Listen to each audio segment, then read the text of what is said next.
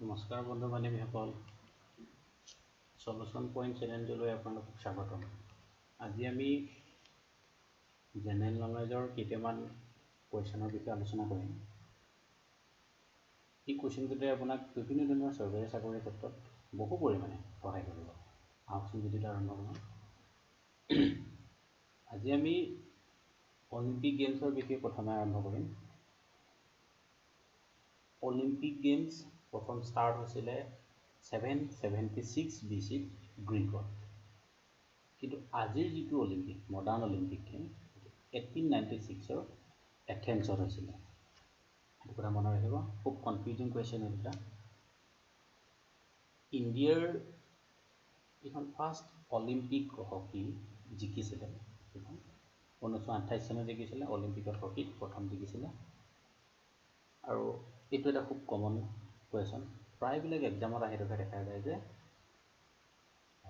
Olympic games 2016 কেতিয়া হৈছে, 16 হৈছিল ক'ত হৈছিল, 2020 ক'ত হ'ব, 2024 ক'ত হ'ব, বা ICC খেলৰ কথা সোধে। তো সেইখিনি বহুত ইম্পৰ্টেণ্ট যে 2016 চনত ক'ত হৈছিলে Olympic games, Rio' de Janeiro, Brazil.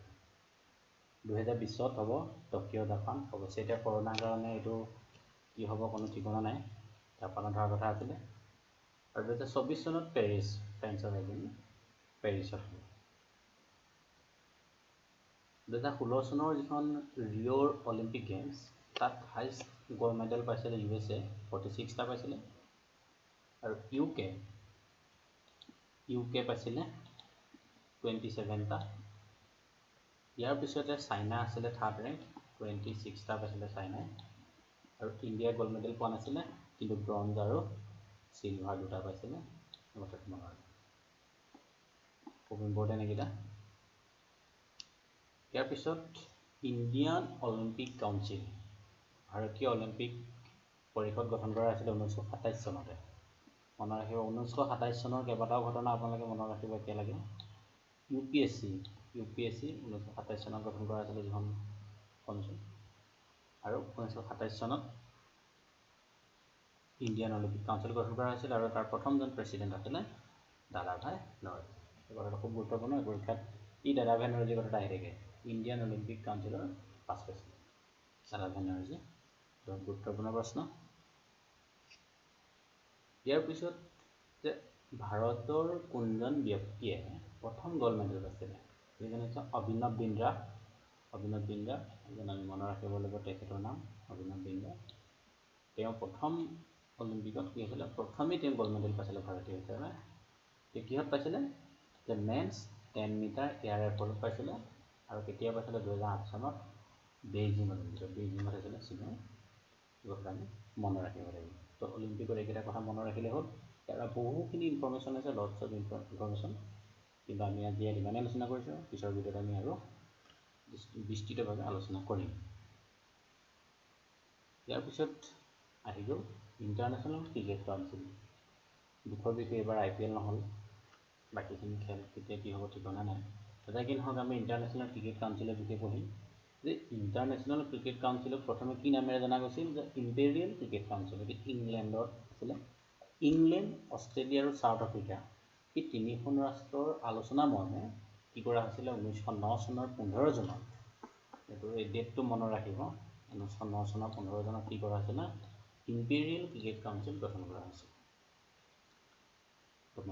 মনত ৰাখিব যে ইংলেণ্ড অকলে নাছিলে, অষ্ট্ৰেলিয়া আৰু চাউথ আফ্ৰিকা এই তিনিখন কাণ্ট্ৰি আছিলে, মনত ৰাখিব। তাৰপিছত 1965 চনলৈকে কি নাম ৰখা হ'ল, ইম্পেৰিয়েল ক্ৰিকেট কাউন্সিলৰ নাম কি কৰিলে, ইণ্টাৰনেশ্যনেল ক্ৰিকেট কনফাৰেন্স কৰি দিলে। এইটো মনত ৰাখিব, 1965 চনত কি কৰা হ'ল, ইণ্টাৰনেশ্যনেল ক্ৰিকেট কনফাৰেন্স নাম দিয়া হ'ল, নামটো সলাই দিয়া হ'ল। ইয়াৰ পিছত আজিৰ যি ইণ্টাৰনেশ্যনেল ক্ৰিকেট কাউন্সিল হ'ল, এইখন গঠন কৰা হ'ল। ই নামটো সলনি কৰি 1989 চনৰ 1989ত কি কৰা হ'ল, ইণ্টাৰনেশ্যনেল ক্ৰিকেট কাউন্সিল নাম দিয়া হ'ল। বৰ্তমান এইটো নামেই আছে। আৰু ইয়াৰ এটা থিম আছে, মট্টো আছে, এইটো কয় ক্ৰিকেট ফৰ গুড। এইটো মনত ৰাখিব, এইটো ক্ৰিকেট প্ৰেমীসকলে সম্ভৱ জানিব, তো মানে খুব গুৰুত্বপূৰ্ণ। যে এই ইণ্টাৰনেশ্যনেল ক্ৰিকেট কাউন্সিলৰ হেডকোৱাৰ্টাৰ ক'ত আছে? এইটো ডুবাইত আছে, UAE। আৰু ইণ্টাৰনেশ্যনেল ক্ৰিকেট কাউন্সিলৰ কিমানখন মেম্বাৰ কাণ্ট্ৰি আছে? 104, 104খন। তাৰে 12খন ফুল মেম্বাৰশ্বিপ আৰু 92খন 92খন এছ'চিয়েট মেম্বাৰশ্বিপ।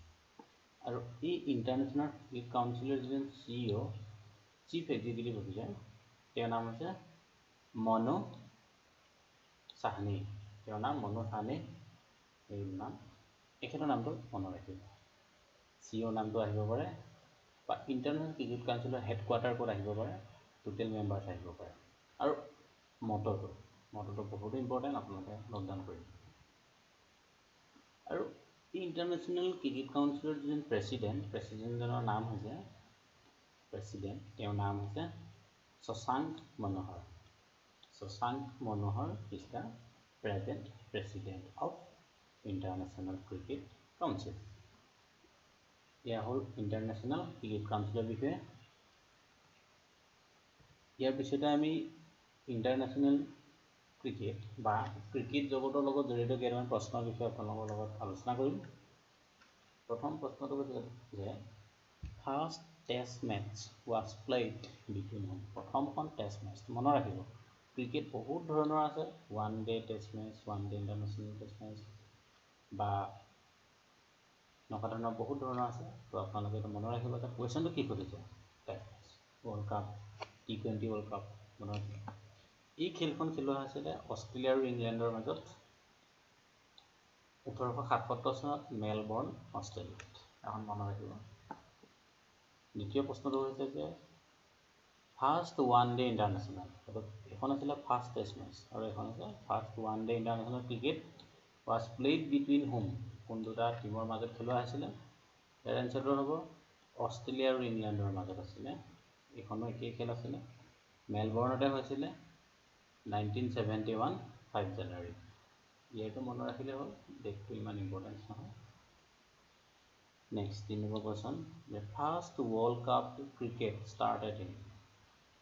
প্ৰথম ৱৰ্ল্ড কাপ, এতিয়া 4 বছৰ মূৰে মূৰে ৱৰ্ল্ড কাপ হৈ থাকে, ৱৰ্ল্ড কাপৰ কেতিয়াৰ পৰা আৰম্ভ হৈছিলে ৱৰ্ল্ড কাপ খেলা? ক্ৰিকেট ৱৰ্ল্ড কাপ 1975ৰ পৰা আৰম্ভ হৈছিলে, আৰু ৱেষ্ট ইণ্ডিজ আৰু অষ্ট্ৰেলিয়াৰ মাজত হৈছিলে, আৰু জিকিছিলে এখন ৱেষ্ট ইণ্ডিজ। সেইটো মনত ৰাখিব।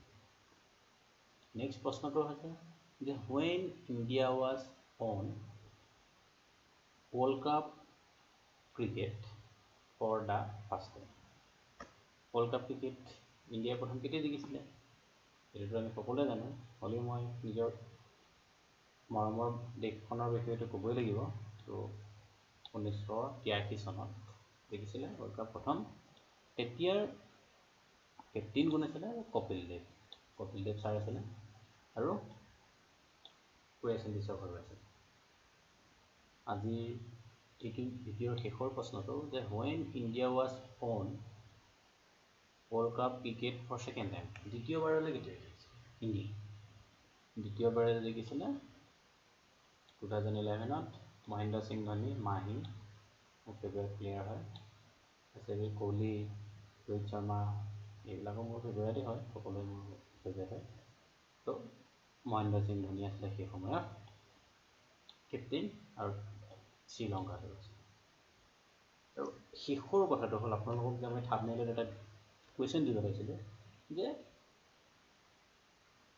ভাৰতৰ কোনখন ৰাজ্যত বা ক'ত পাকিস্তান নামৰ গাঁও এখন আছে?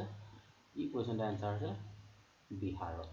আপোনালোকে গুগল কৰি চাব পাৰে, বিহাৰত পাকিস্তান নামৰ এখন গাঁও আছে।